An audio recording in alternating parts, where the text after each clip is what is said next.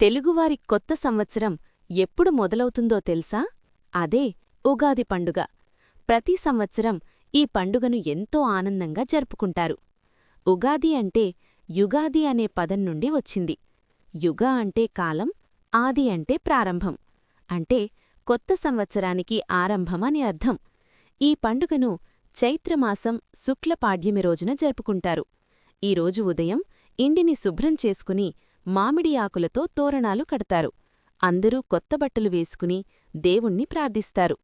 ఉగాది రోజు ప్రత్యేకంగా ఉగాది పచ్చడి తయారుచేస్తారు.